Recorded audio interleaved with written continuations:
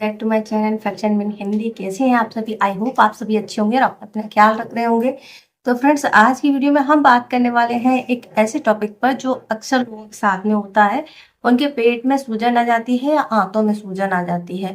तो आप कैसे जानेंगे कि आपके आंतों में सूजन या पेट में सूजन है? इसके क्या सिम्टम है? इसके लिए क्या आप उपाय कर सकते हैं ताकि आपको ये तकलीफें ना हो, या इसके घरेलू उपचार क्या होते हैं? तो आज हम इस पे बात करेंगे और इसके बारे में पूरी जानकारी लेंगे।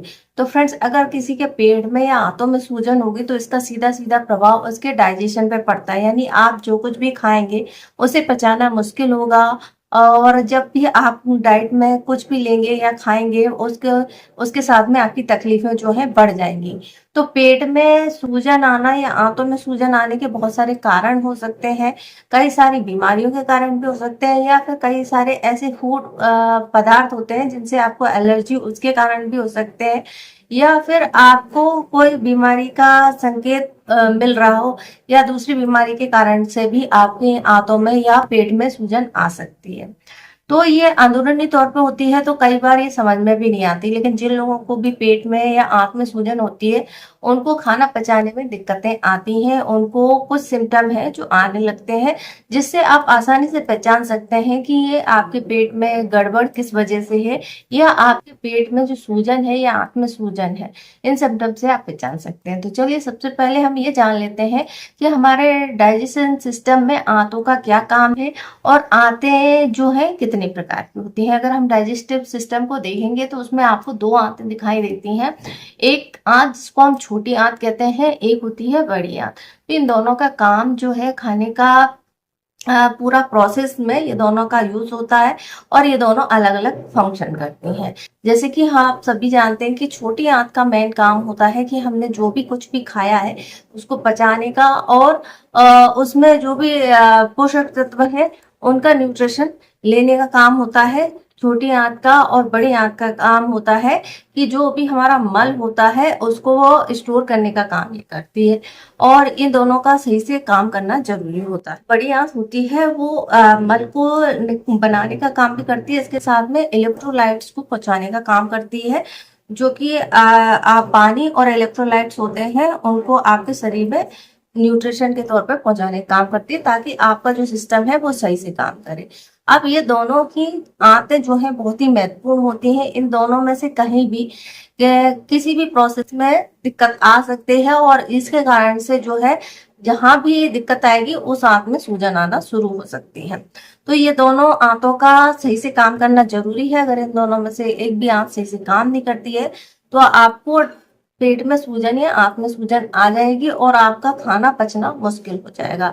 तो जब आपका खाना नहीं पचेगा तो आपको क्या क्या दिक्कतें आएंगी और क्या क्या सिम्टम आपको आएंगे। तो इसके सिम्टम्स की अगर हम बात करें तो अगर आंत सही से काम नहीं करेगी तो आपकी बॉडी से गंदगी बाहर नहीं जाएगी, जिसके कारण से आपको दूसरी दिक्कतें पैदा हो सकती हैं। सबसे पहली बात, अगर आपका खाना डाइजेस्ट नहीं होगा तो उससे ब्लड नहीं बनेगा, आपको पोषक तत्व नहीं मिलेंगे, जिसके कारण से आपको थकान हो सकता है, बेचैनी लग सकती है, कमजोरी लगेगी, या फिर आपको बुखार आने लगेगा। इसके अलावा आपको गैस बनने की समस्या बहुत ज्यादा हो जाएगी, कब्ज हो जाएगा क्योंकि खाना सही से पच नहीं रहा है, और आपको अपच की भी समस्या हो सकती है। इसके अलावा जब खाना पचेगा नहीं, पेट में ही इकट्ठा होता रहेगा तो पेट फूलने की समस्या होगी।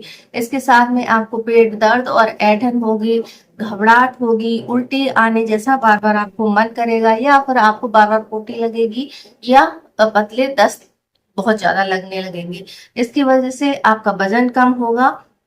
और जो है ये आंतों में सूजन जो है किन किन कारणों से हो सकती है, ये सारे सिम्टम है जिससे आप पहचान सकते हैं कि आपकी आंतों में सूजन है। अब ये होने के क्या कारण है? इसके होने के कारण हो सकता है बैक्टीरिया, वायरस या फंगस भी हो सकता है, या फिर आपका फूड पॉइजनिंग भी हो सकता है, या फिर कुछ ऐसे एलर्जिक पदार्थ जो आपको हिस्टामिन प्रोटीन प्रोड्यूस करते हैं या आपको एलर्जी करते हैं। तो जब भी आप ऐसा कुछ भी खाएंगे आपको ये दिक्कतें आएंगी। इसके अलावा जो है बहुत ज्यादा ठंडा अगर आप खा लेते हैं तो इससे भी आपकी आंतों में सूजन आ सकती है। इसके अलावा होता है इरिटेबल बाउल सिंड्रोम, जो कि एक बीमारी होती है और लोगों को ये दिक्कत होती है। कारण की बात करें तो ये किस किस कारण से हो सकता है? आपका जो खान पान है वो खराब हो या गलत है, या आप बाहर का ज्यादा खाते हैं, तो आपको आंतों में सूजन या पेट में सूजन की समस्या देखने को मिल सकती है। इसके अलावा अगर आप बहुत ज्यादा स्ट्रेस लेते हैं तो हमारी बॉडी में कुछ ऐसे हॉर्मोन्स रिलीज होते हैं जो कि आपके डाइजेशन को इफेक्ट करते हैं, या हम इन्हें स्ट्रेस हार्मोन कहते हैं। तो ये आपके डाइजेशन को इफेक्ट करते हैं और तनाव की वजह से आपका जो है आंतें सही से काम नहीं कर पाती और आपको ये सारी दिक्कतें हो सकती है। इसके बाद जिन लोगों की इम्यूनिटी कमजोर होती है तो उन पर बैक्टीरिया वायरस बहुत जल्दी असर करते हैं और उनको ये दिक्कतें जल्दी पैदा हो सकती है। इसके अलावा है पॉल्यूशन एक वजह है, एयर पॉल्यूशन की वजह से भी आपको ये हो सकता है। या फिर आप बहुत ज्यादा अल्कोहल का सेवन करते हैं या धूम्रपान करते हैं तो आपको हो सकता है, और कभी कभी ये जेनेटिक भी होता है। तो अब ये जब दिक्कतें आएंगी तो आपका सभी सिस्टम जो है काम नहीं करेगा, क्योंकि आपकी बॉडी में एनर्जी नहीं रहेगी और माइंड भी जो है सही से काम नहीं करेगा स्ट्रेस के कारण से। जब आप सही से खाएंगे पिएंगे नहीं, आपका बॉडी हील नहीं रहेगी या आप फ्रेश फील नहीं करेंगे, तो आपका माइंड भी थोड़ा सा डिस्टर्ब रहता है और किसी भी काम में आपका मन नहीं लगेगा। और कई बार ऐसा होता है कि जब ये लंबे समय तक रहता है तो दूसरी प्रॉब्लम्स भी शुरू हो जाती हैं। और अगर ये बहुत ज्यादा लंबे समय तक आपको ये सारे सिम्टम रहते हैं तो ये किसी बड़ी बीमारी के कारण से भी हो सकते हैं।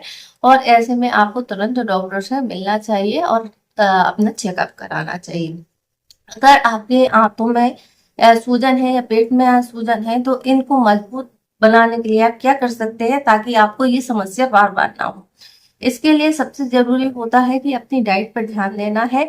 सबसे हेल्दी जो डाइट होती है वो ही एक आपका डाइजेस्टिव सिस्टम को इम्प्रूव करती है। और तो इसमें जो है आपको ऐसी डाइट लेनी है जो आपके बैड बैक्टीरिया को खत्म करे और गुड बैक्टीरिया को बढ़ाए, जिससे कि गट हेल्थ जो है अच्छी हो जाती है।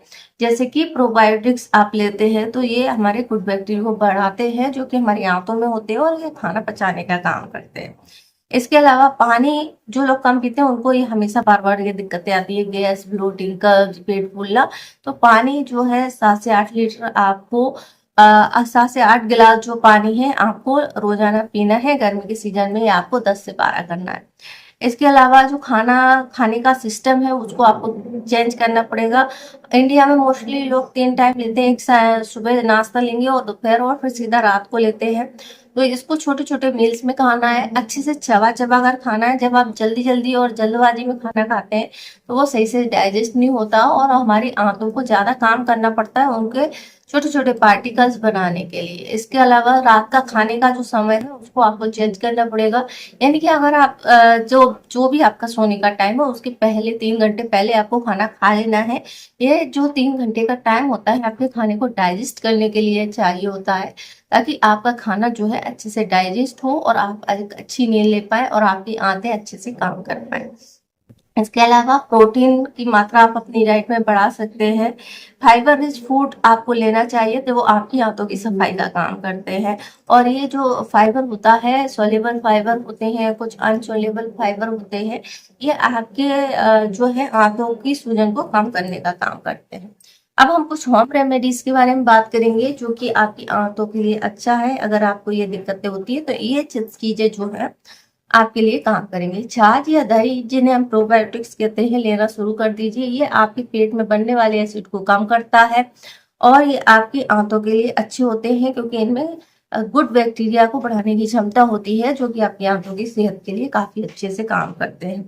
छाछ पीने से आपकी आंतों की क्लीनिंग होती है यानी सफाई होती है, तो ये अच्छे से काम करता है। इसके अलावा प्याज और लहसुन जो है इनमें एंटीबायोटिक गुण होते हैं, एंटीऑक्सीडेंट से भरपूर होते हैं, तो आप इनको ले सकते हैं।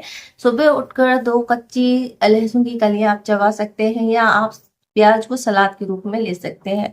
ये आपकी आंतों के लिए काफी अच्छा काम करते हैं। इसके अलावा आप जो है साबुत अनाज ले सकते हैं जो कि आपके फाइबर को की मात्रा आपकी बॉडी में बढ़ाते हैं। यानी आपके डाइजेशन में फाइबर की मात्रा होनी चाहिए जो कि आपके आंतों की सफाई के लिए जरूरी होती है और उनकी पाचन क्रिया को सही रखती है। इसके अलावा जो होते हैं घुलनशील फाइबर जो होते हैं और आपके आंतों में गुड बैक्टीरिया को बढ़ाने का काम करते हैं। इसके अलावा हरी पत्तेदार सब्जियां भी जो होती हैं आंतों की सफाई के लिए बहुत अच्छी होती है। इनमें विटामिन, मिनरल्स और प्रोटीन, आयरन बहुत अच्छी मात्रा में होते हैं। इसके अलावा आप अनार का जूस ले सकते हैं, ओमेगा 3 फैटी एसिड्स ले सकते हैं, लैक्टोज फ्री डाइट ले सकते हैं। ये आपके लिए अच्छी है। मेडिसिन की बात करें या दवाइयों की बात करें तो इसके लिए डॉक्टर कुछ आपको दवाइयाँ लिख सकते हैं। इसके अलावा इम्यूनोमेडिलेटेड दवाइयाँ आपको लिख सकते हैं। एक्यूप्रेशर पंचर की जो पद्धति है वो भी अपनाई जा सकती है और कुछ मेडिसिन आपको दी जा सकती है। तो इस तरीके से आप अपने डाइजेशन सिस्टम को पूरी तरीके से हेल्दी बना सकते हैं और बार बार होने वाली इस प्रॉब्लम से छुटकारा पा सकते हैं। आई होप आपको जानकारी पसंद आई होगी। जानकारी पसंद आए तो वीडियो को लाइक करें, शेयर करें, हमारे चैनल को सब्सक्राइब करें। इससे जुड़ा हुआ कोई और क्वेश्चन है तो आप हमसे पूछ सकते हैं, इंस्टाग्राम पर फॉलो कर सकते हैं। वीडियो देखने के लिए आपका धन्यवाद।